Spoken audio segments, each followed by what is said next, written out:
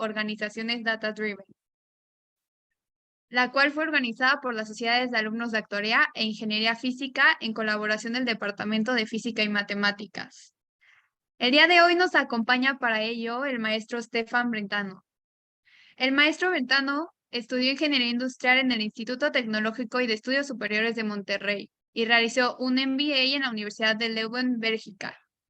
Trabajó como consultor de McKinsey, fue vicepresidente de PepsiCo, donde gestionaba las funciones de la cadena de suministro, y durante los últimos 8 años ha estado involucrado en tecnologías y aplicaciones de datos y análisis avanzados. Actualmente es socio y director de soluciones analíticas de Raken Data Group. Es por esta trayectoria que no podríamos pensar en nadie mejor capacitado para darnos una conferencia que el ingeniero Stefan. Bienvenido, ingeniero. Esperamos se encuentre bien.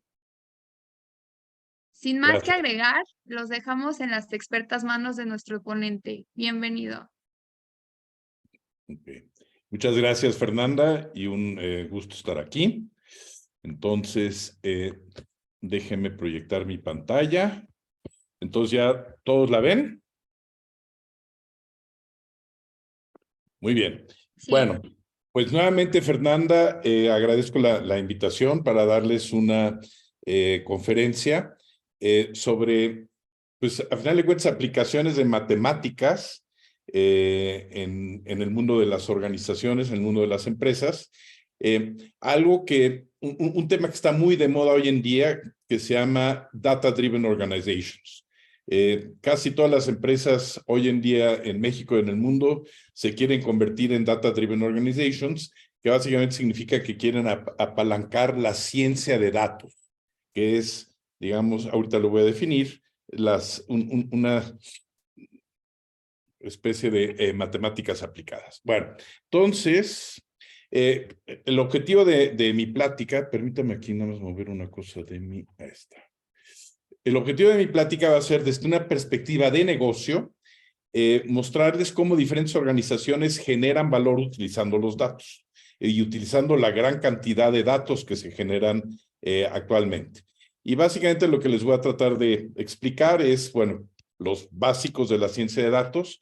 Les voy a platicar de diversas aplicaciones que nos ha tocado a nosotros como Raken hacer en diferentes organizaciones, algunas ideas de cómo se implementa esto y sobre todo nuevas maneras de pensar que conlleva. Bueno, Fernanda ya me presentó. De las cosas que quisiera quizás agregar, la Universidad de Lovaina en Bélgica, por si no habían oído de ella, bueno, Lovaina es la ciudad universitaria de Bélgica, es una de las universidades más antiguas en Europa. Pero lo que posiblemente a muchos más le interese Lovaina es que ahí es la fábrica central de Stella Artois. Entonces, estoy seguro que casi todos ustedes han probado alguna vez la Stella Artois, pues esa se origina de Lovaina. Me dicen que hoy en día, de hecho, o sea, Lovaina es un pueblo interesante, son 70,000 habitantes, de los cuales como 30,000 están relacionados a la universidad, como 20,000 trabajan en la fábrica de Stella, y los otros 20,000, bueno, el resto de los empleos está en los numerosos bares que hay en esa ciudad. Es más, la cerveza llega a los bares por tuberías, o sea, no se las mandan en barriles ni nada. Pero bueno, eso es un dato curioso sobre Lovaina. Efectivamente, hoy en día yo trabajo en Raken Data Group como a cargo del área de soluciones analíticas de negocio. ¿Qué hacemos en Raken Data Group? En Raken Data Group lo que nosotros hacemos es ciencia de datos. Y lo voy a explicar en un poco más de detalle más adelante, pero básicamente ayudamos a nuestros clientes a integrar grandes cantidades de datos. O sea, tenemos diferentes tecnologías que permiten a las empresas integrar en repositorios en la nube todo tipo de datos internos y externos. Luego tenemos un grupo de científicos de datos, matemáticos, que hacen modelos con esos datos. Pero también de manera muy importante tenemos un área que yo ya le llamo traductores de analítica, pero digamos de una manera más convencional, consultores de negocio que entienden las oportunidades de negocio en las empresas, que se pueden capturar con modelos aplicables a utilizando los grandes datos. Y bueno, voy a compartir, afortunadamente tenemos una clientela importante y variada, somos bastante fuertes en el sector de empresas de consumo como Starbucks, Danone, PepsiCo, etcétera. También estamos en retail, cadenas como Oxxo, propiamente Starbucks es más bien como que una cadena, tiendas Woolworth en México, que también es un buen número de tiendas, etcétera. Pero también estamos en otros sectores como el financiero, industrial, inclusive al Ibero le hemos hecho ahí algunos modelos de pronósticos de matrícula y de primeros ingresos y cosas por el estilo. Bueno, entonces esto es básicamente Raken, y ahora sí déjenme entrar ya en materia. Básicamente la agenda, lo que voy a cubrir es, primero, voy a hablarles de qué es la ciencia de datos. Luego les voy a dar varios ejemplos de aplicaciones.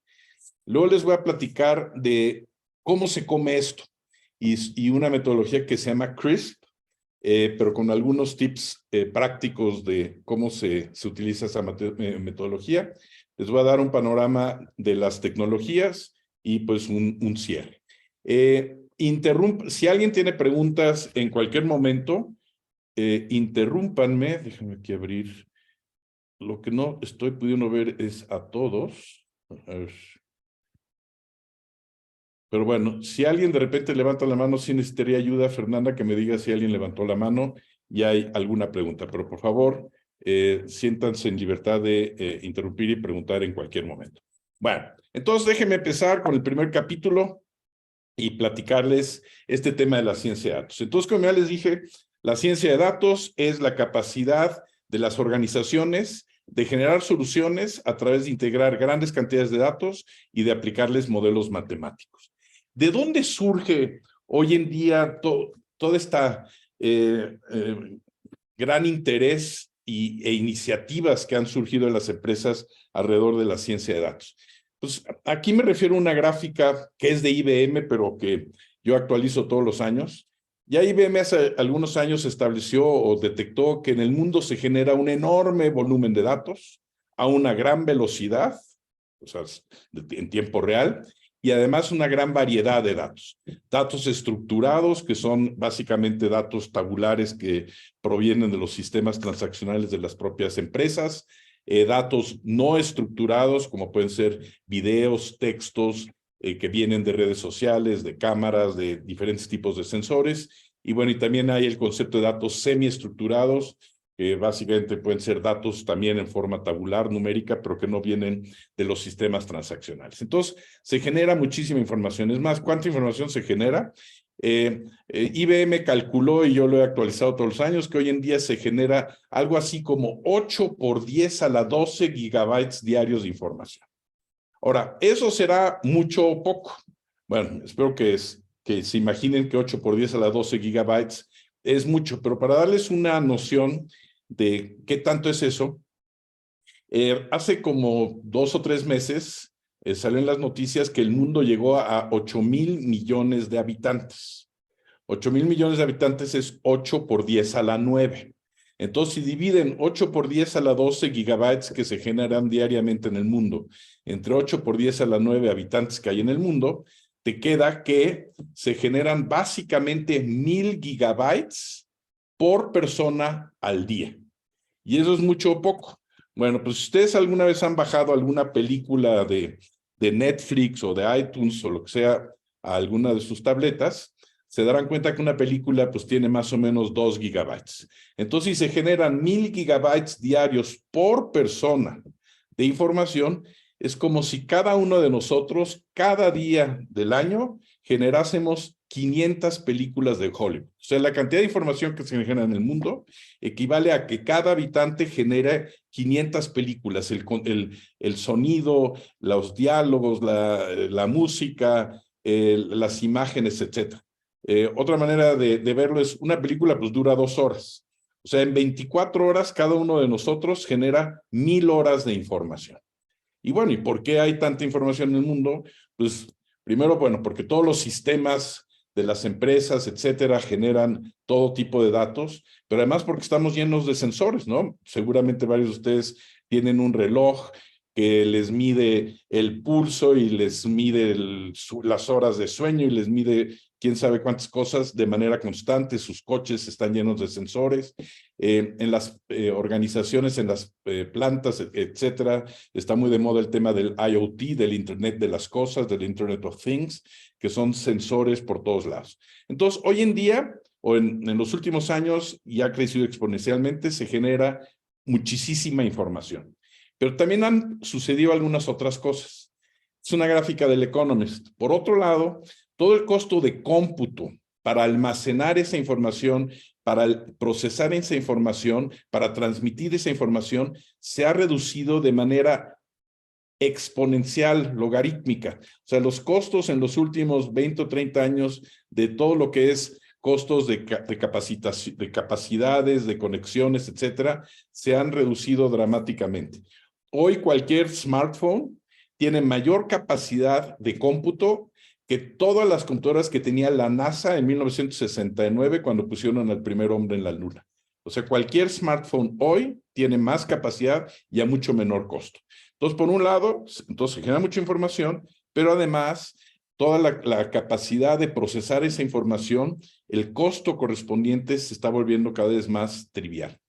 Y para ustedes que son, o muchos de ustedes entiendo que son matemáticos, también ha pasado otra cosa que yo he denominado que han revivido los muertos.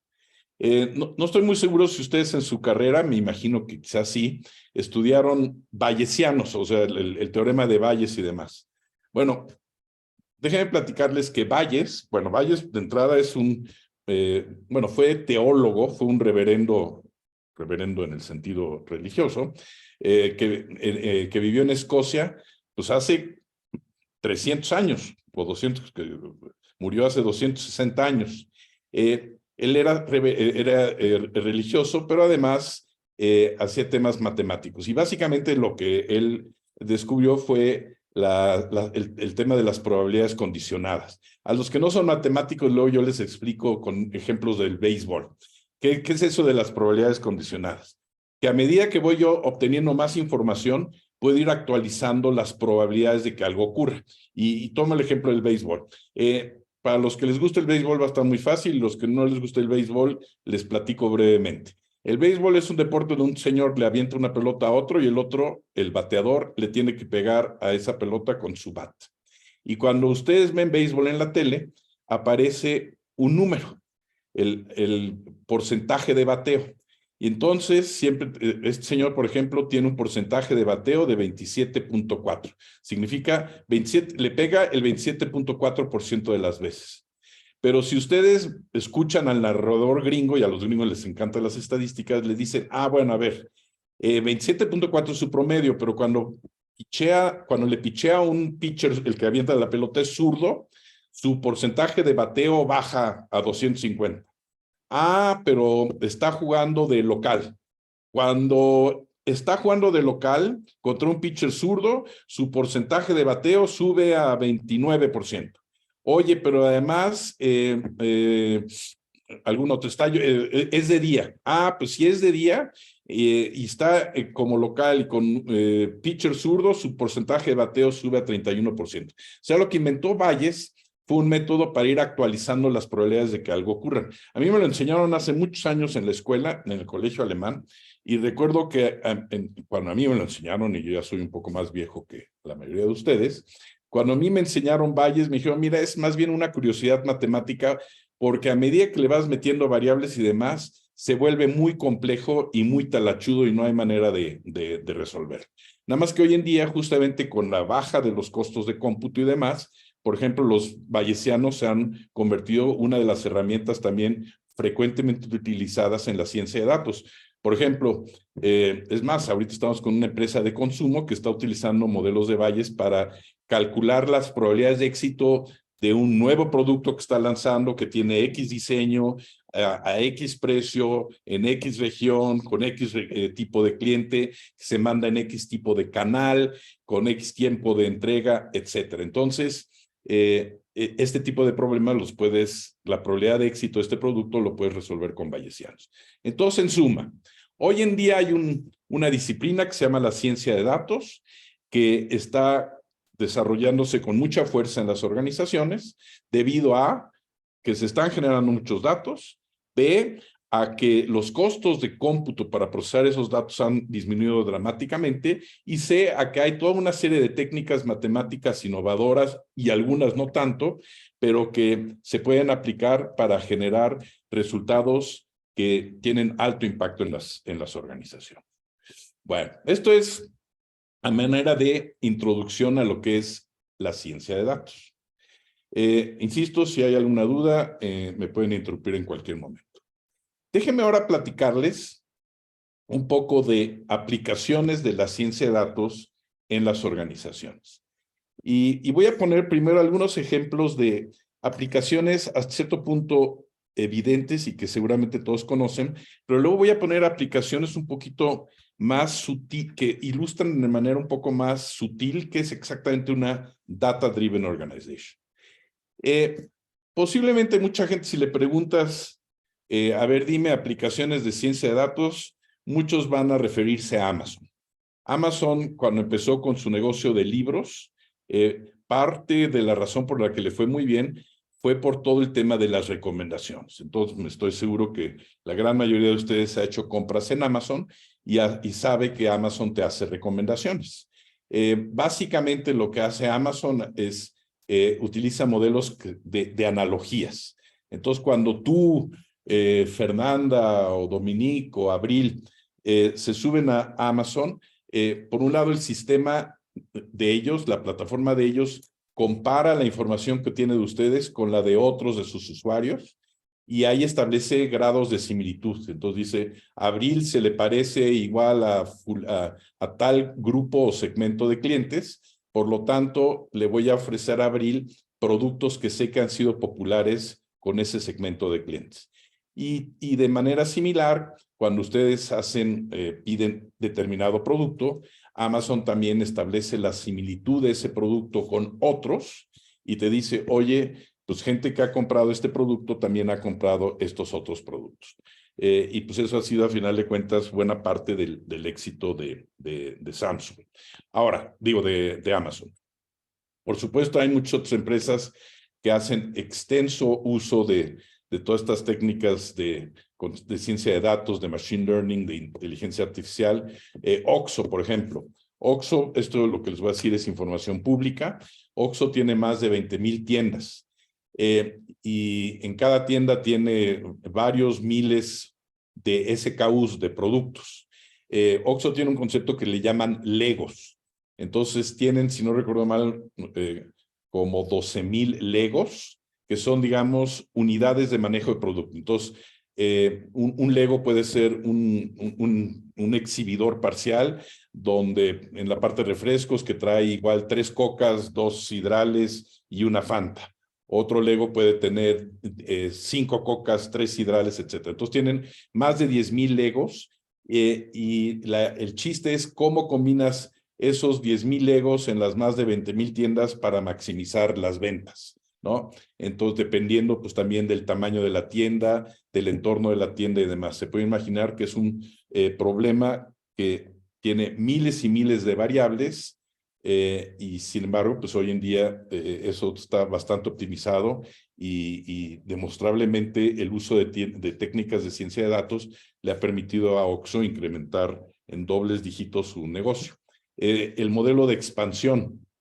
Oxxo se sigue expandiendo y también utiliza modelos como de analogía, o sea, para evaluar una nueva ubicación. Si Oxxo quiere poner una tienda, digamos, en la contraesquina de tu casa, pues entonces también utilizan un modelo, que por cierto se lo desarrollamos en Racken, donde pues compara el entorno de esa esquina en particular con los entornos de las más de 20,000 tiendas, para determinar a qué tienda se le parecería más el entorno en la esquina frente a tu casa y de ahí inferir cuáles pueden ser las ventas de esta tienda durante su vida útil, digamos.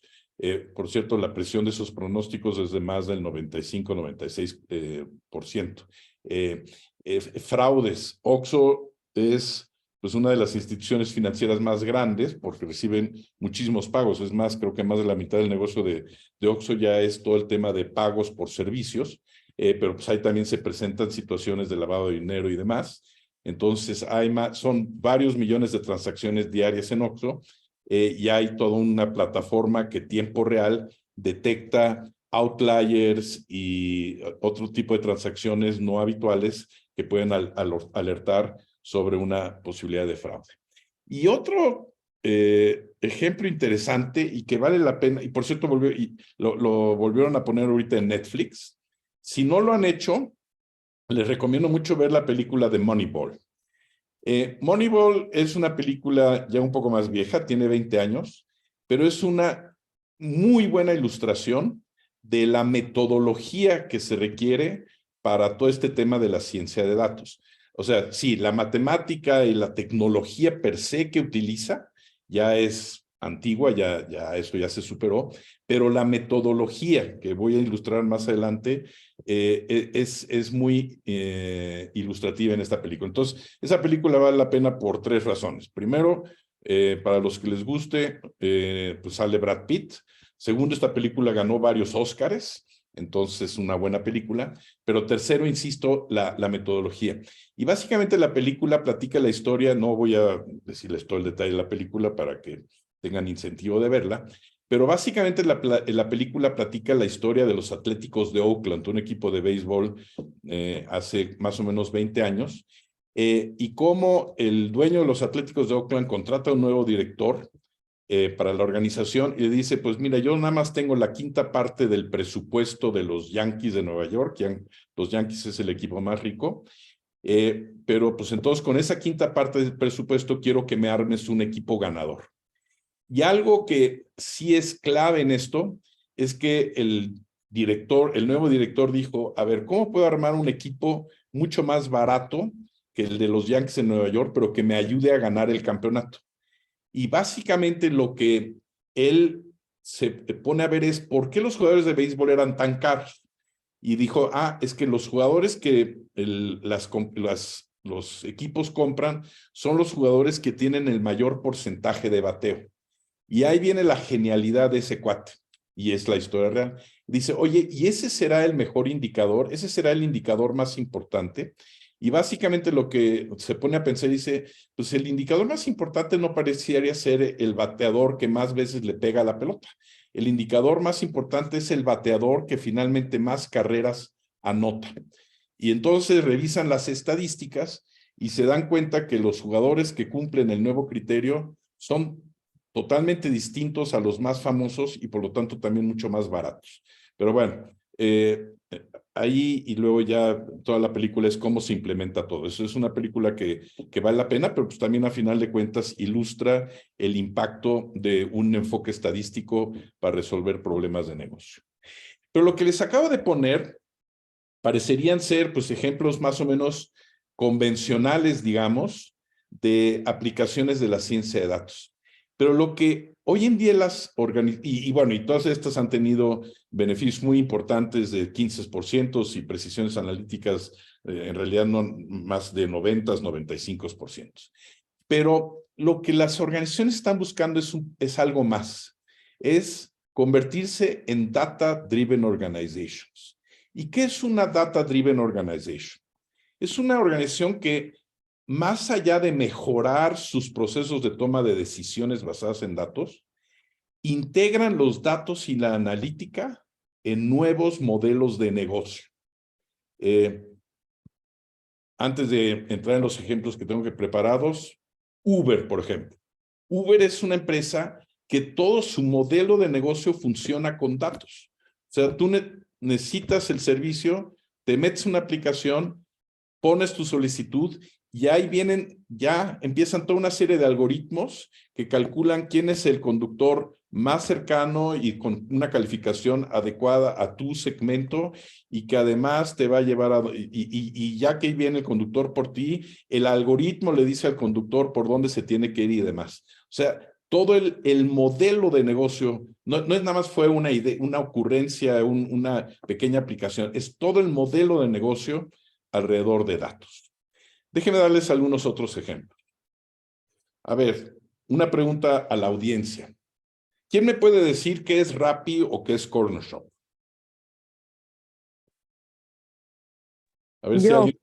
A ver, Rappi empezó como vendiendo cosas pues por internet, creo que mostly comida y así, o sea, te ajá. traía como el servicio de traértelo a casa y luego se convirtió en un banco, de que creo que ahorita en Colombia ya es banco, está establecido como tal, y Corner Shop pues es de Uber y no estoy segura de que también se haya metido en el área bancaria, pero pues, te da el mismo servicio de traerte cosas a donde le pidieras, de donde le pidieras.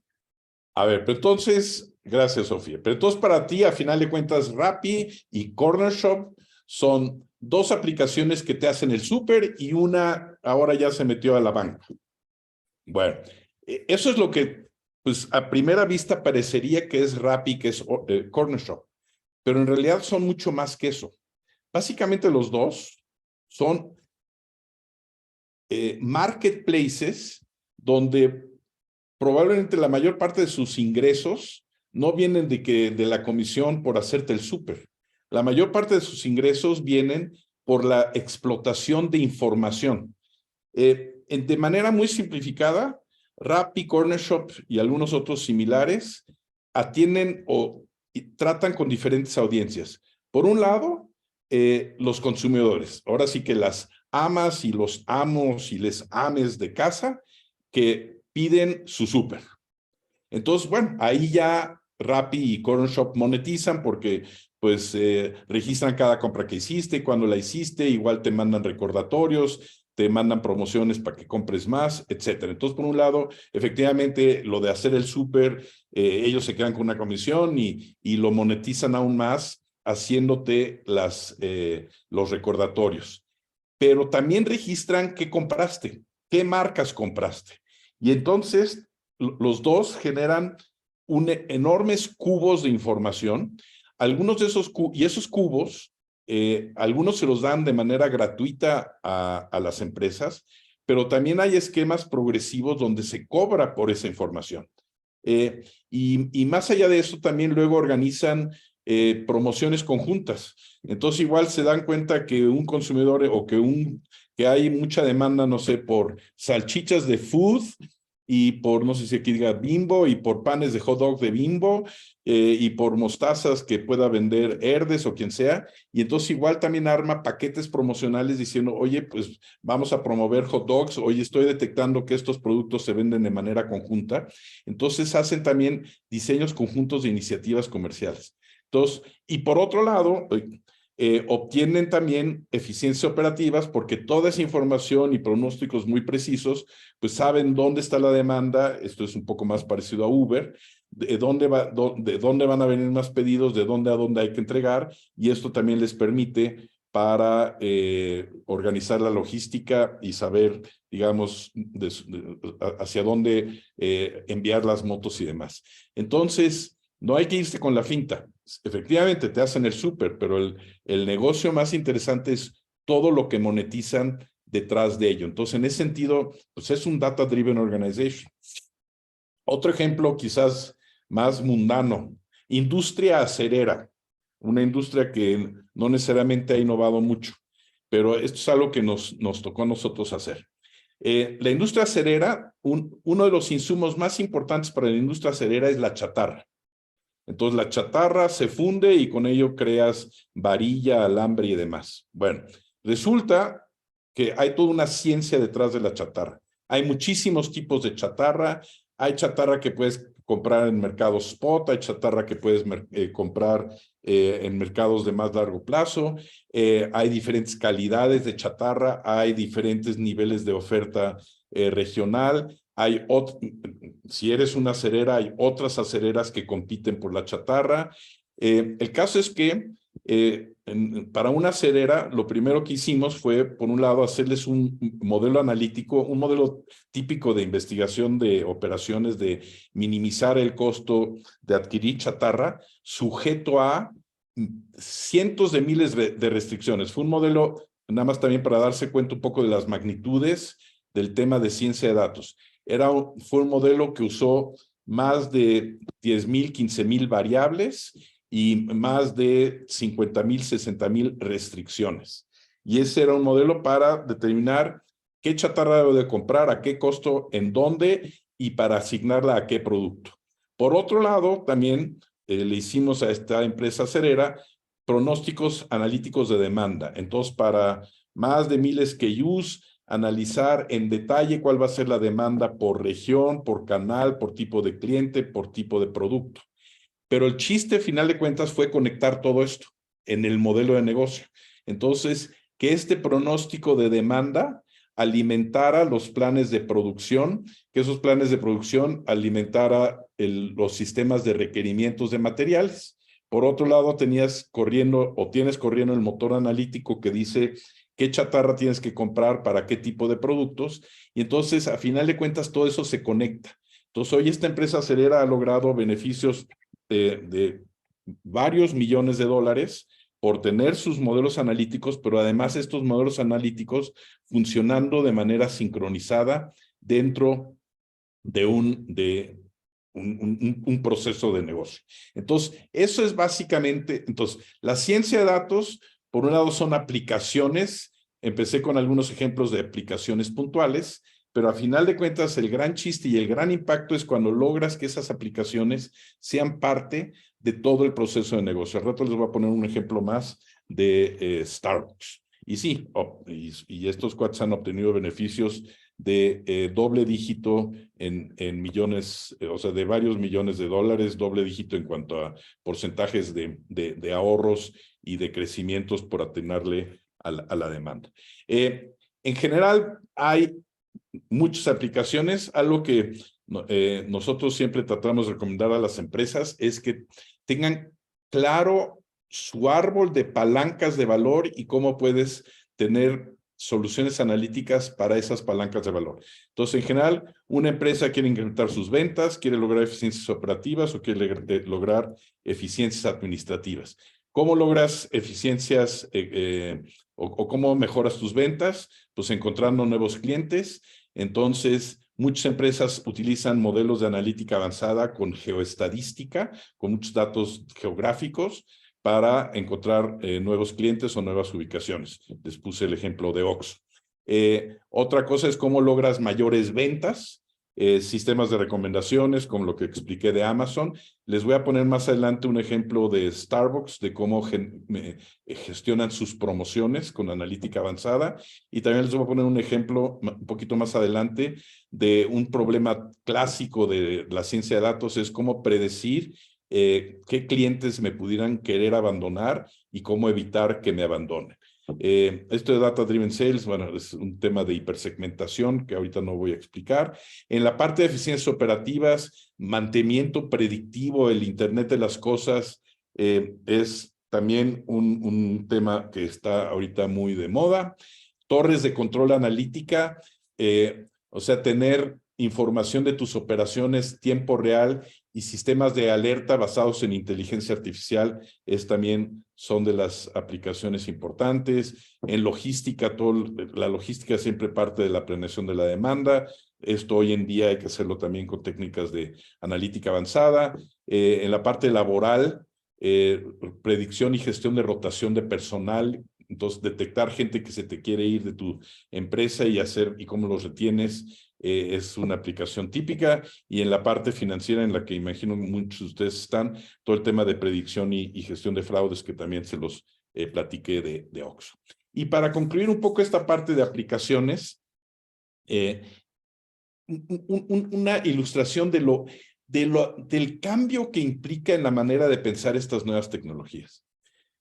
Hasta antes de que existiera esto de la ciencia de datos, las empresas tenían sus áreas de BI, de Business Information, que hacen analítica descriptiva. Y hoy en día el cambio es hacia la analítica predictiva y prescriptiva. Entonces, ejemplos. Yo todavía soy de una generación que los lunes se juntaban teníamos nuestra junta de los lunes para revisar cómo fueron las ventas la semana pasada o cómo fue la venta el mes que acaba de concluir. Hoy en el mundo de la analítica predictiva también va a ser, oye, ¿cómo van a ser las ventas? y si no nos gusta nuestra proyección, ¿qué debemos de hacer? ¿Qué iniciativas comerciales debemos de lanzar para tener las ventas que queremos tener? Y hacer esto con una precisión muy alta. O si estás en operaciones, oye, reportes de mantenimiento, ¿qué máquinas fallaron? Eso es típico de la analítica descriptiva. Hoy estamos en el mundo de predecir qué componente es posible que va a fallar y por lo tanto qué mantenimiento hay que realizar para evitar que falle, ¿no? Esto es bueno porque tenemos ahorita un cliente en el sector agro, el principal productor de banano y de aceite de palma en América Latina, que todavía está en cómo estuvieron mis rendimientos la semana pasada, a cómo van a estar mis rendimientos por hectárea, por plantas, etcétera, y qué ajustes de fertilizantes, riego y otros tengo que aplicar. Entonces, de lo que estamos hablando de la ciencia de datos es pasar del mundo descriptivo, que es el BI tradicional, al mundo predictivo y prescriptivo. Bueno, entonces, insisto, si hay alguna duda o comentario, y si no, me sigo. Bueno, entonces ya vimos la definición de ciencia de datos, ya les ilustré algunas aplicaciones, digamos, aisladas, pero también algunas aplicaciones de la ciencia de datos en el contexto de una data-driven organization. En la vida real, ¿cómo se come esto? Entonces, déjenme platicarles de la metodología CRISP. La metodología CRISP, Cross Industry Standard Process for Data Mining. A mí la primera vez que me explicaron esta metodología fue hace, no sé, 7, 8 años cuando empecé en esto de la ciencia de datos o de la analítica avanzada. Dije, esto es puro rollo y como que al principio no lo tomé muy en serio. Hoy en día, a nosotros como Racken Data Group nos ha ido muy bien porque cualquier problema que abordamos con nuestro cliente, lo abordamos con esta metodología. Es importantísimo tener clara esta metodología. Entonces, ¿cómo?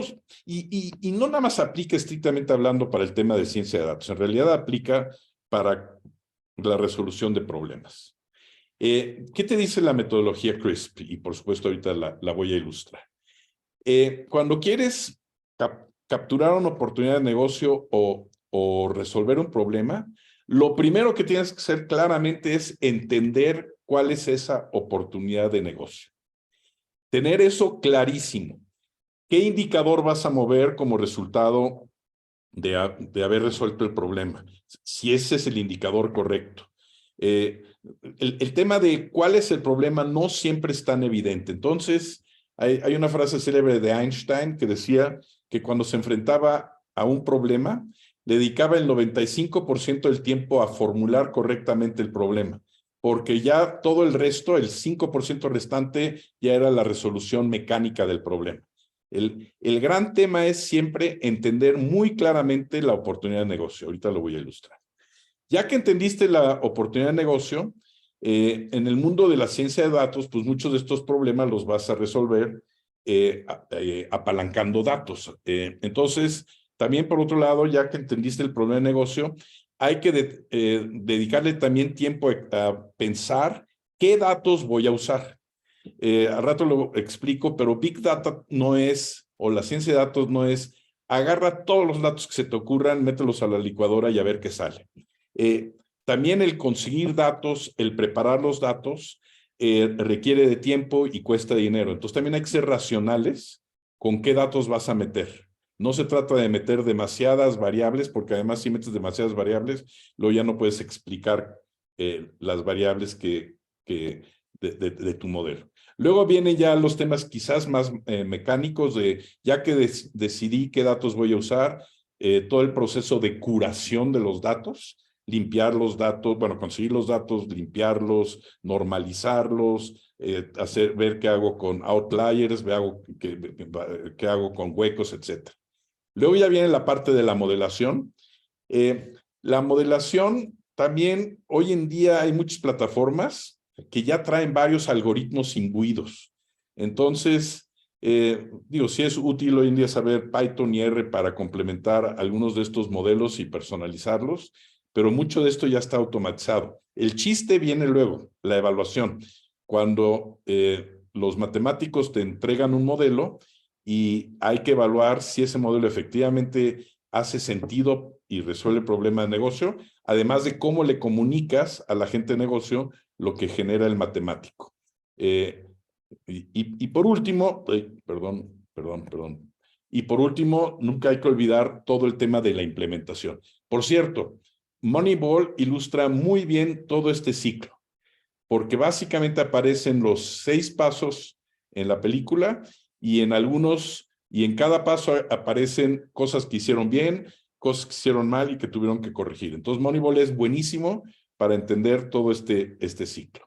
Bueno, entonces déjenme darles algunas experiencias y observaciones respecto a los principales pasos. El primero tiene que ver con formular el problema. Algo que cuando empecé mi plática les dije que en Racken tenemos un área que originalmente se llamaba consultoría de negocio. Ahorita ya le hemos cambiado el nombre a traductores de analítica. Lo hicimos por 2 razones. Primero, porque como que consultores de negocio ya hay muchos, entonces ya está medio choteado el término. Pero segundo, porque parte importante en todo este mundo de la ciencia de datos es cómo le explicas a los matemáticos una oportunidad de negocio cuando los matemáticos no estudiaron negocio. Y luego, ¿cómo explicas lo que el matemático genera a la comunidad de negocio? Cómo el lenguaje del matemático lo traduces a negocio. Y eso es, si no le pones atención, te puede meter en líos. Les voy a poner algunos ejemplos. Tenemos un cliente que es un retailer, es una cadena de tiendas departamentales, son alrededor de 150 tiendas. Y ellos nos llegaron y nos dijeron, oye, hacemos muchas promociones distintas y creemos que regalamos el dinero. O sea, hacemos promociones de 2x1, 3x2, descuentos directos, tiene una cosa que se llama Effect Ticket. Y entonces, bueno, hacemos todas estas promociones. Entonces, nos dijeron, pues ayúdanos a resolver esto, ayúdanos a desarrollar un modelo que nos permita saber hasta cuándo debemos de ofrecer una promoción o un descuento, qué porcentaje de descuento conviene y a partir de cuándo ya ese porcentaje, ya estamos regalando dinero, o sea, estamos dando ya demasiado descuento sin generar un volumen adicional. Bueno, si tú esto se lo dices tal cual al matemático, que no estudió negocio, el matemático pues, no va a saber qué hacer con esto. Entonces, típicamente lo que hace una persona, que el intermediario, digamos, entre el matemático y ya la gente de negocio es la traducción analítica. Entonces, básicamente, y aquí hubo algunas cosas curiosas, lo que le pensamos un ratito, a ver, ¿cómo hacemos esto? ¿Cómo resolvemos esto? Y se lo traducimos al matemático. Entonces le dijimos a nuestros matemáticos, bueno, revisemos el histórico de promociones, traduzcamos esas promociones históricas a porcentajes de descuentos y precios netos, analicemos elasticidades y establezcamos punto de equilibrio. Es decir, por ejemplo, si había un descuento de 2x1, pues, o una promoción de 2x1 es un descuento del 50%, si hay una de 3x2 es un 33% y demás. Entonces, cuando tengas los registros de esas promos, pues, ¿cómo se llama? Tradúcelas y bueno, y ve cuál era el volumen correspondiente. Y entonces haz un modelo donde veamos, oye, pues a medida que iba incrementando el descuento, pues cómo va incrementando el volumen, pero dónde llega un punto donde ya claramente si estás dando más descuento, estás regalando el dinero. Esta fue la intención y finalmente lo logramos y logramos un modelo que funcionó, pero no sin antes haber tenido algunas situaciones de bastante nervio.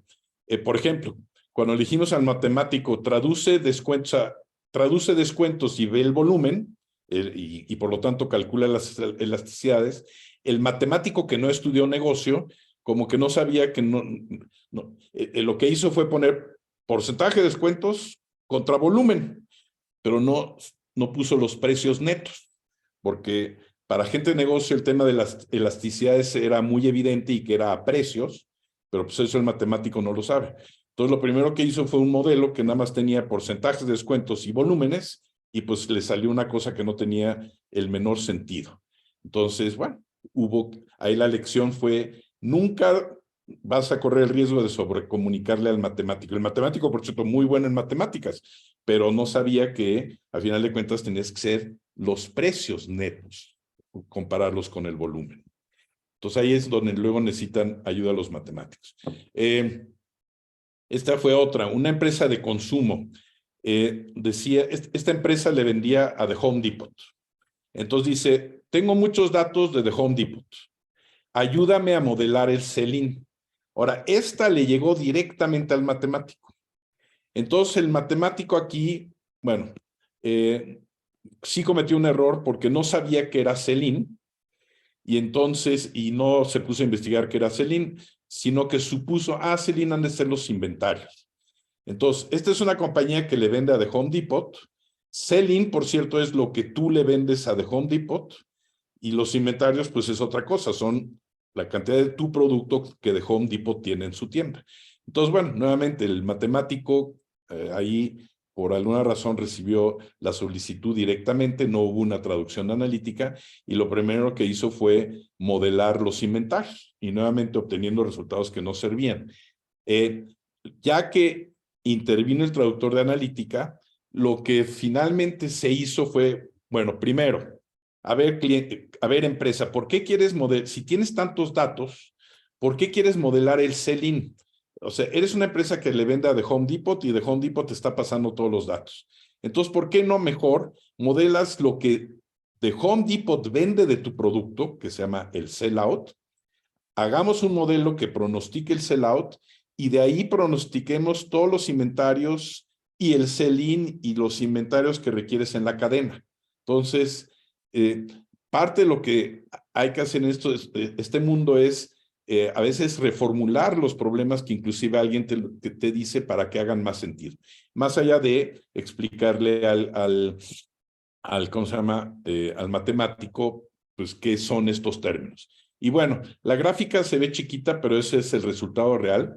Si alcanzan a ver, lo rojo es lo que The Home Depot le pedía al cliente. Lo verde era lo que, bueno, en realidad es Walmart. Perdón, era Walmart. Este es el ejemplo de Walmart con una empresa de consumo. Lo rojo es lo que, lo que Walmart le pedía al cliente. Lo verde es lo que realmente vendía Walmart. Y estos eran productos lácteos. Si se fijan, si alcanzan a ver, Walmart pedía muchísimo más de lo que en realidad se vendía. Y entonces generaba muchísimo desperdicio. De hecho, se generaba cerca de 4% de desperdicio, cuando en esa industria las mejores prácticas es menos de 1% de desperdicio. Si se fijan, en medio hay una línea amarilla. Esa línea amarilla fue lo que finalmente modeló Racken, mucho más pegada a la línea verde. El modelo de Racken se empezó a implementar como a partir de acá, y si se fijan, la línea roja pues también ya se empezó a alinear. Entonces, y esto le generó varios millones de dólares de beneficio al cliente, porque ya no tenía tantos desperdicios. Pero nuevamente, eso es parte de la metodología CRISP, de entender bien qué es lo que quieres resolver y además asegurar que le transmites correctamente al matemático lo que hay que hacer. Y no estoy criticando al matemático, estoy diciendo que hay que reconocer que en este mundo, hoy en día, donde interactúa gente de tecnología y de negocio, el tema del lenguaje es muy importante, porque bueno, ustedes entiendo que aquí la mayoría de ustedes son actuarios. Igual ustedes ya estuvieron ahí en un mundo intermedio donde les enseñaron matemáticas, pero además aplicaciones financieras, particularmente, me imagino.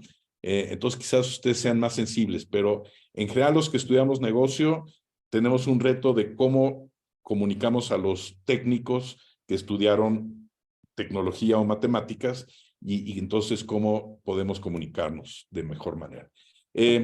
Otro ejemplo, también, esto es otra empresa de consumo, Consumer Packaged Goods, Procter, Danone, PepsiCo, esas son empresas de consumo, venden productos empacados, ¿no? No hemos podido pronosticar bien nuestras innovaciones, porque pues no tienen historia. Las empresas, sobre todo las que acabo de mencionar, los PepsiCos de este mundo, Sabritas, Coca-Cola, etcétera, pues funcionan mucho con pronósticos, hacen pronósticos. Ahora, si tienes productos de línea, Sabritas, sus papas sal, o Coca-Cola, la botella de 600 mililitros, pues eso es relativamente fácil de pronosticar porque tienes años y años de historia y todo tipo de circunstancias donde se dieron determinados volúmenes. Pero ¿cómo pronosticas innovación, productos totalmente novedosos. Entonces, en parte, al traductor de analítica o al consultor de negocio, pues también se le tiene que ocurrir, por ejemplo, decir, ok, a ver, estás lanzando nuevos productos. Para el nuevo producto no hay historia, pero igual el nuevo producto sí tiene algunos componentes que existen en otros de tus productos.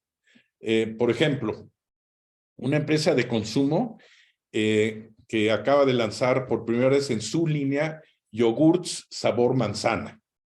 Entonces, nunca había lanzado yogurts sabor manzana. Entonces, ¿cómo podía pronosticar yogurt sabor manzana? Bueno, de entrada los lanzó en el mismo botecito de 250 mililitros en los que lanza sus otros yogurts. Entonces, sí puedes hacer un modelo para decir, bueno, a ver, vamos a ver el historial de los envases de 250 mililitros. También lo sacó a determinado precio. A ver, vamos a ver el historial de los productos a determinado precio. Resulta que tiene unos jugos de manzana, entonces veamos cómo le ha ido al sabor de manzana. Entonces puedes hacer ahí con diferentes técnicas también de analogías y demás, puedes desarrollar pronósticos de los diferentes componentes y esos integrarlos para un pronóstico de la innovación. Y salen bastante precisos, ¿no? No salen los 90 y tantos % de las series de tiempo más tradicionales, pero sí puedes generar modelos con una buena presión. Bueno, y por último, pero esto ya les dije, otro que es un excelente ejemplo de cómo haces una traducción analítica es el ejemplo de Moneyball, donde cambiaron el KPI de éxito para hacer la modelación y obtener excelentes resultados. Bueno, entonces, si van a hacer ciencia de datos, es muy importante el primer paso de la formulación correcta, y la formulación correcta requiere a veces echarle coco de, a ver, ¿cómo puedo traducir esto en un modelo matemático? Y por otro lado, requiere también comunicación, cómo se lo comunico al técnico, porque el técnico no estudió negocio, entonces no debo de dar por sentado que va a saber términos de negocio. Bueno, dicho eso, déjenme seguir ilustrando el caso de la metodología con otro ejemplo muy típico en la ciencia de datos, que es lo que se llama churn analysis. Churn analysis es el análisis de abandonos de clientes. Esto es una cerera en Guatemala. Esta cerera en Guatemala contrató a mis ex colegas de McKinsey para diferentes cosas, pero McKinsey, por cierto, les hizo una propuesta general para resolver un problema que tenían. Tienen varios clientes que se les van. Y lo que McKinsey en ese caso propuso fue, oye, vamos a hacer un semáforo. Si un determinado cliente tuyo, su última compra fue hace más de 3 meses, y en total, en el último año, su volumen ha disminuido 50%, se prende el semáforo rojo. Este cliente, para efectos prácticos, ya te abandonó. Entonces tienes que hacer acciones genéricas para recuperar al cliente. Esto es un ejemplo de un análisis descriptivo. O sea, ¿qué pasó que ya tengo un semáforo rojo? Y entonces tengo un problema porque ya se me fue el cliente y ni siquiera sé exactamente por qué se me fue el cliente. Lo único que sé es que pues tengo que ir para a tratar de apapacharlo y entender qué pasó. Bueno, esto mismo lo replanteamos de la siguiente manera. No dejemos que el semáforo llegue a rojo, sino analicemos patrones históricos y otra información para saber si un cliente no hay bronca o si hay alguna probabilidad de que el cliente se esté acercando al rojo. Y si hay alguna probabilidad de que el cliente se está acercando al rojo, hagamos acciones dirigidas para prevenir que el cliente se llegue a rojo y nos abandone.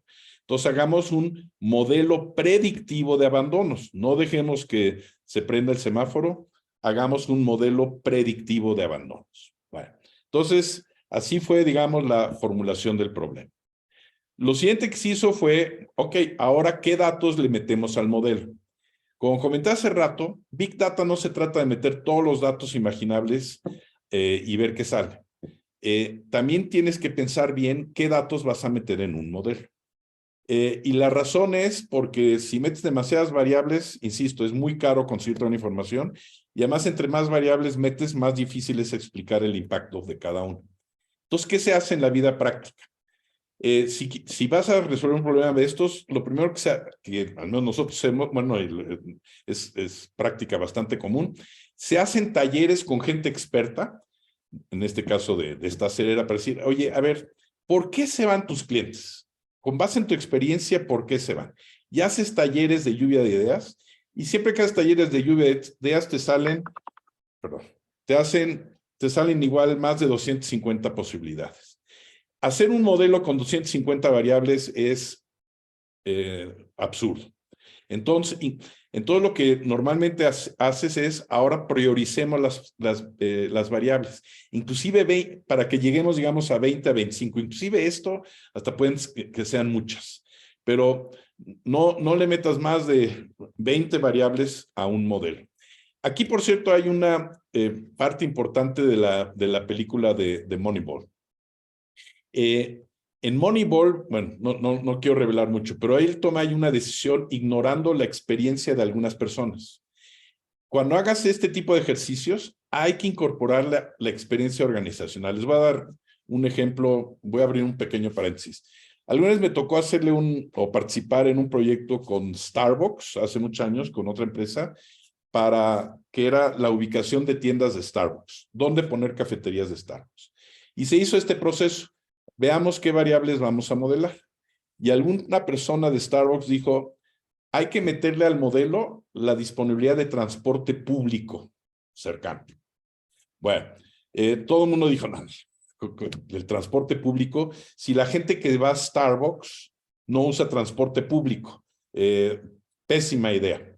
Bueno, resultó que era una de las ideas, fue una de las variables más importantes. ¿Alguien tiene alguna noción de por qué fue una variable muy importante?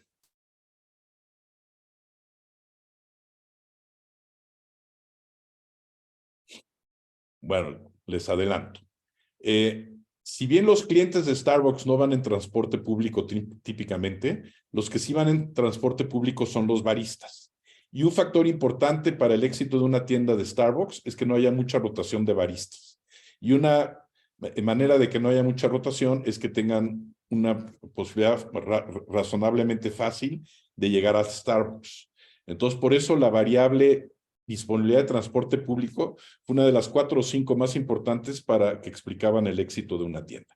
Entonces, bueno, tienes que seleccionar las tiendas y eso sí, ya que tienes, perdón, las variables, pero ya que tienes tu número manejable de variables, ahora sí revisa muchos años de historia y las fuentes internas y externas. Entonces, este es, digamos, el paso 2 y 3 de definir las variables y de conseguir las variables. Bueno, el paso 3 es, ya armas tu modelo. Aquí son números inventados.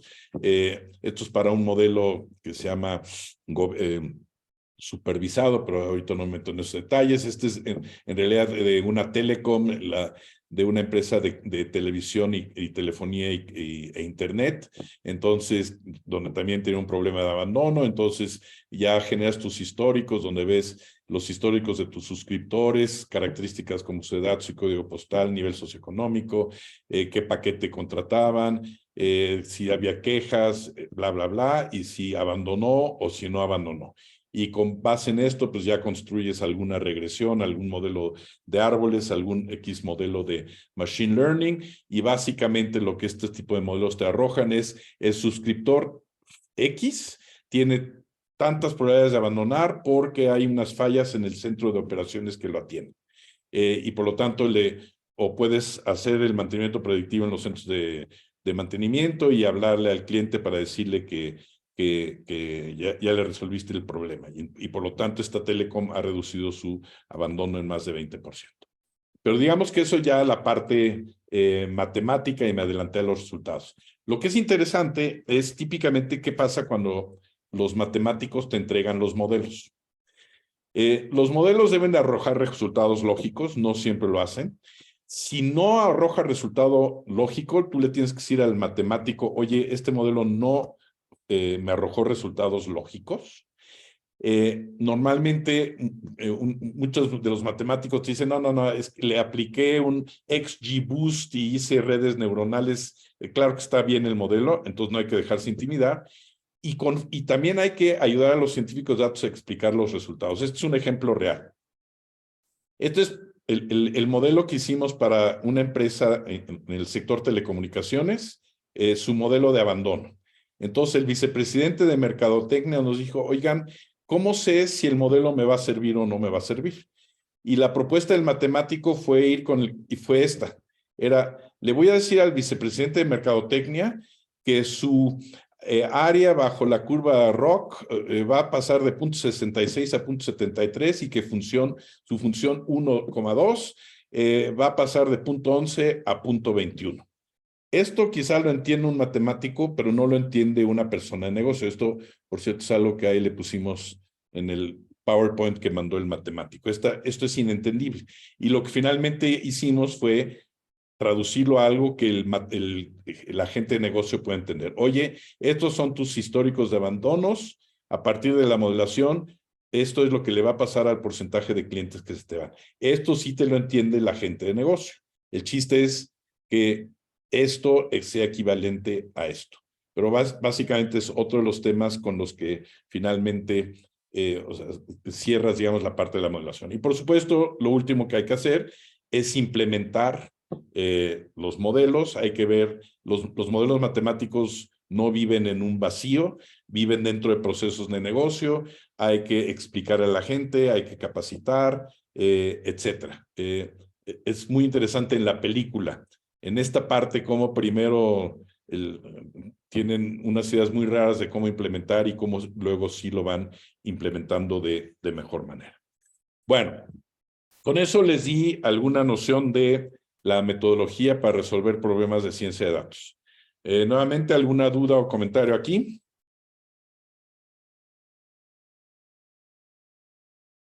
Bueno, no han hecho muchas preguntas. Espero que sea porque está todo clarísimo y que todavía tenga una audiencia que está despierta. Pero bueno, déjenme terminar con mi siguiente capítulo. Les voy a dar todavía... La ciencia de datos, nuevamente, pues es mucho basada en tecnología, no nomás tecnología matemática, sino también tecnología. Esto muy rápido es nada más para que tengan una noción. Para hacer analítica hoy en día necesitas tecnología que te permita integrar datos, que te permita analizarlos y que te permita además desplegar tus análisis. Entonces, hoy en día está muy de moda que todos estos datos los integras en la nube. Entonces, Amazon Web Services, Google Cloud, Microsoft Azure.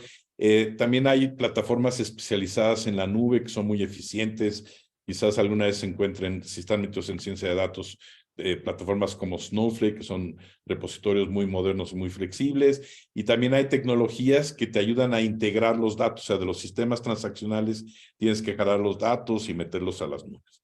Bueno, ya que tienes tus datos en la nube, ahora hay que analizarlos. Y entonces, por un lado, creo que varios de ustedes ya saben R o Python, que son plataformas open source, pero también hay plataformas, digamos, comerciales. De las más importantes, Dataiku. Dataiku es una plataforma francesa. Alteryx es una plataforma gringa. Estas plataformas te permiten integrar los datos, o sea, jalar los datos de aquí, preparar los datos, ya tienen algoritmos imbuidos, permiten que le metas mano con Python para personalizar los algoritmos y además te permiten luego ya desplegar los modelos, te permiten escoger de manera muy sencilla o relativamente sencilla cuál es el mejor algoritmo para determinado problema y luego te permiten desplegarlo a otras plataformas. Entonces, desplegarlo a plataformas como Tableau, como Power BI, ClickView, o sea, a visualizadores o a interfaces con los sistemas. Entonces, pero bueno, básicamente hay, entonces, detrás de todo esto hay tecnologías de integración, de análisis y de despliegue. Y para cerrar todo, les voy a poner un ejemplo de cómo funciona todo de manera integral. Este es el caso de una cadena global de cafeterías que en México nos contrató para ayudarles a diseñar mejores promociones. Entonces, primero, el planteamiento del problema. Entonces, lo que quería esta cafetería global en México es, ayúdenme a segmentar a mis clientes y a determinar si a los segmentos de mis clientes les mando ciertos productos con cierto tipo de promoción, ¿qué venta puedo esperar? ¿Qué venta incremental puedo esperar? Se definió aquí lift, es decir, ya desde un principio dijimos, le vamos a mandar promociones a ciertos clientes y vamos a tener un grupo de control al que no le vamos a mandar las promociones para ver si efectivamente hay un incremento. Ya que tienes definido el problema, entonces, bueno, también definimos qué datos íbamos a meter a la segmentación. Pedimos, de hecho, creo que fueron más bien 5 años de historia, y lo que se hizo a continuación fue crear un ecosistema analítico. O sea, ya tenías el problema, ya tenías los datos, todos esos datos se meten a una nube y luego se activa una plataforma analítica, en este caso DataIQ. Entonces, lee los datos de la nube y te permite limpiar los datos, normalizarlos, etcétera, y ya corrió los diferentes modelos y este cliente en particular quería recibir sus resultados en Tableau. Y entonces, ¿qué es lo que se le hizo a esta cadena de cafeterías? Sus clientes se segmentaron una cosa que se llama RFM, Recency, Frequency, Monetary. ¿Cuál fue la vez más reciente que me visitó un cliente? ¿Con qué frecuencia me visita? ¿Y cuánto gasta por visita? Entonces, si tengo un cliente que lleva rato sin visitarme, pues es un cliente que igual ya me estaba abandonando, entonces tengo que hacer algo para retenerlo rápidamente. Si es un cliente que tiene frecuencia baja, pues tengo que hacer algo para incrementar la frecuencia, y si es de gasto bajo, es algo para incrementar el gasto. Y básicamente hicimos 3 por 3 por 3, 27 segmentos. Aquí ven 3 de los 27 segmentos, y lo siguiente que se hizo son, cada renglón, hay 3 años de historia de promociones, productos y cuál fue su impacto en cada segmento. Y donde hay las flechas, quiere decir que esa promoción con esos productos en ese segmento tuvo un resultado por encima de la media o estadísticamente significativo. Y este es, digamos, el motor analítico. Y lo que entonces ahora, hoy en día, esta cadena bueno, esta fue la versión inicial. Lo que hacen ellos, entonces tienen sus segmentos, tienen esto en Tableau, pero alimentado por el engine de DataIQ. Entonces tienen sus segmentos, aquí están los 27 segmentos, entonces aquí escoges un segmento. Luego aquí vienen las combinaciones de productos. Oye, tengo un segmento de frecuencia baja. Quiero que vaya más veces a la semana. Bueno, primero le voy a promocionar ciertas bebidas y ciertos alimentos.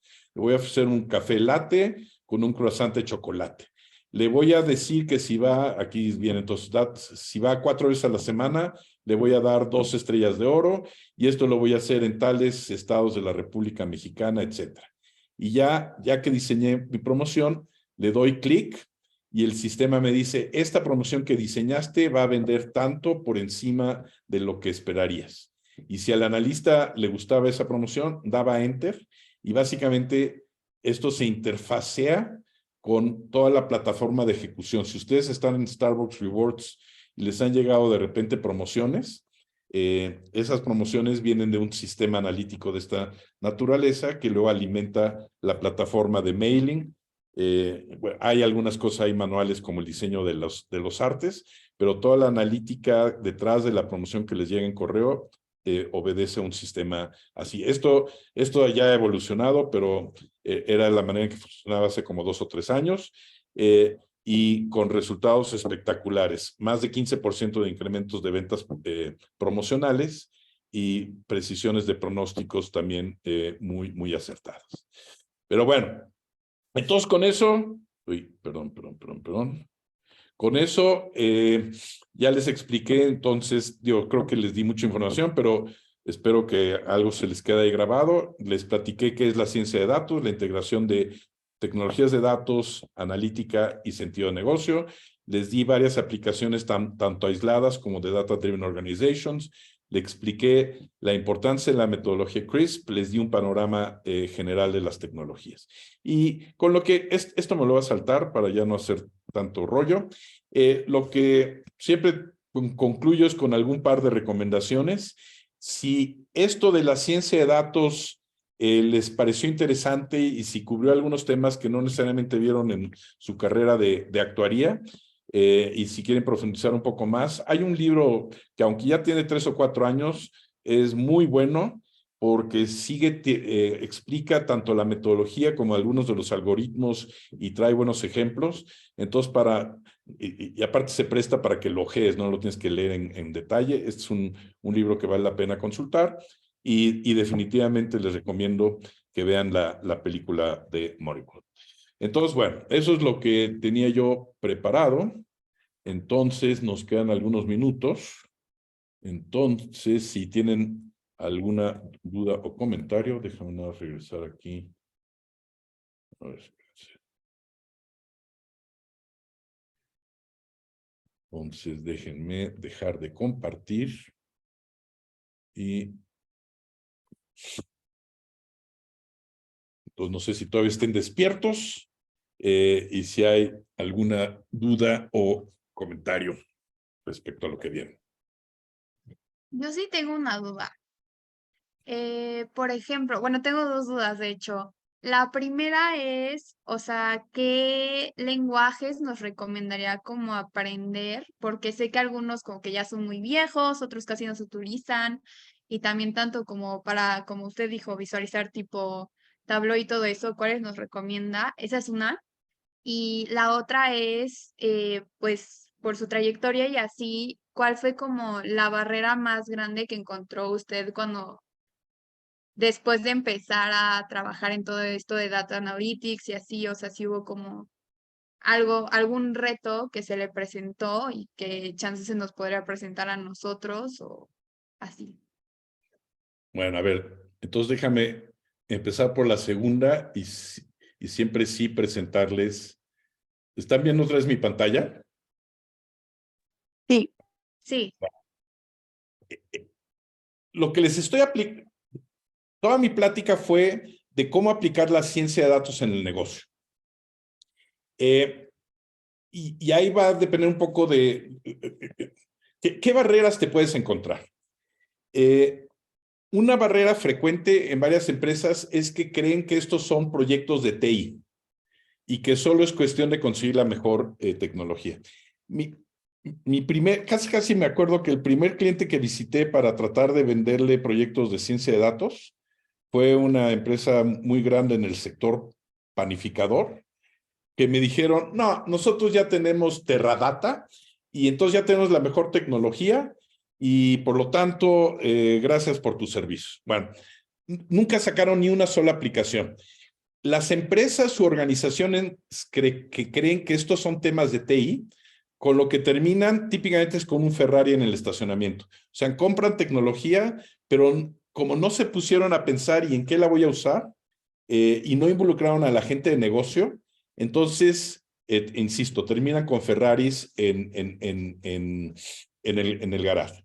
Entonces, un tema muy importante es involucrar, si estás en una empresa, a gente de las áreas de negocio, porque al final de cuentas todo esto tiene sentido si puedes hacer una aplicación de negocio que ayude a las empresas o a vender más, o a ahorrar, o mejorar el ambiente, su sostenibilidad, lo que sea, pero tienes que encontrar un resultado de negocio.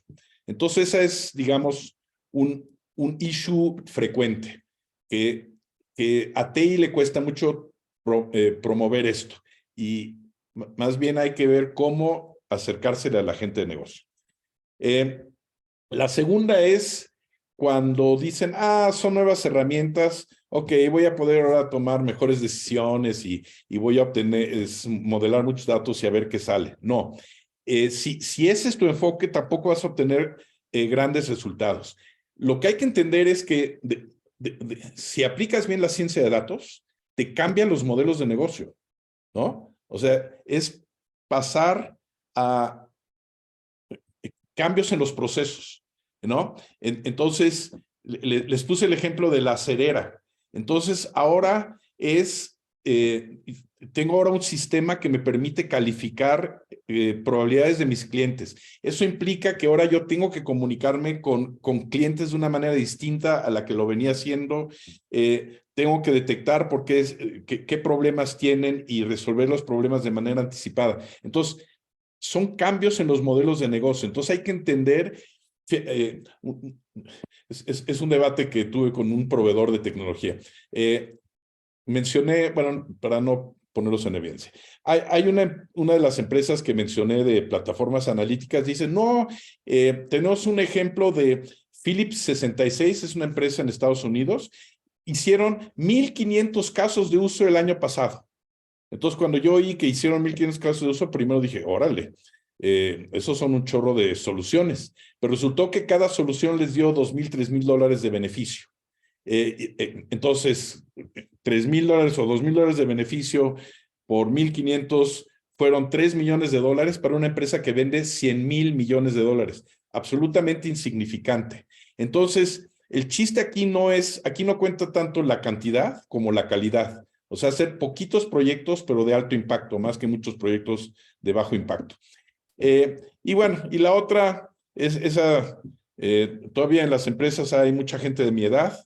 Ellos también tienen que participar, hay que subirlos al barco, porque como puse en el ejemplo de Starbucks, o sea, la gente vieja, el colmillo sí funciona, entonces sí hay que incorporar su colmillo a veces en los modelos. Por otro lado, sí tienes luego la bronca que a veces la gente ya más vieja no le crea estas cosas.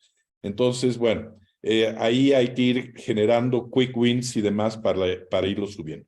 Pero digamos, esos son, en términos generales, de las principales barreras que me encuentro. Y en cuanto al lenguaje, yo no estoy muy seguro si lo más importante es el lenguaje en particular. Digo, yo sé algo de Python. Lo que hay que reconocer es, y hay muchas plataformas que ya tienen los algoritmos imbuidos. Entonces, en realidad yo no le apostaría mucho a dedicarle demasiado tiempo a aprender y volverme especialista, a menos que sea lo que te encante y tu objetivo en la vida sea ser un programador. Entonces, bueno, ahí sí, supongo que, bueno, lo que todo el mundo, al menos con nosotros, sabe es Python y R, y bueno, ya hay nuevas cosas que están surgiendo, Scala y no sé qué, pero en general yo más bien le apostaría a, o sea, ya hay plataformas que hacen eso de manera automática. Entonces no le veo mucho valor a obsesionarse con aprender lenguajes, pero supongo que saberle algo de Python, R y quizás alguna otra debe ser suficiente. Pero mejor, insisto, depende de los gustos personales, pero mejor aprende de la ciencia de datos de una manera más holística. Ok, muchas gracias. Pues muy bien. No sé si hay alguna otra pregunta, pero si no, Fernanda, te voy a mandar la presentación en PDF, entonces, por si la quieres compartir. Y bueno, le voy a poner ahí mi correo si alguien tiene alguna duda o comentario, entonces no duden en contactarme y podemos profundizar en alguno de los temas. Me queda claro que sí fue quizás algo denso, les di mucha información, pero espero que con eso al menos tengan como que una bueno brochazo de qué es esto de la ciencia de datos y con el documento pues les sirva para repasar algunos de los conceptos. Muchas gracias, maestro. Queremos agradecerle por esta charla tan enriquecedora y por habernos acompañado el día de hoy. Esperamos poder volver a tener alguna plática con usted pronto. Órale. Gracias, saludos. Hasta luego, bonito día. Hasta luego, bye.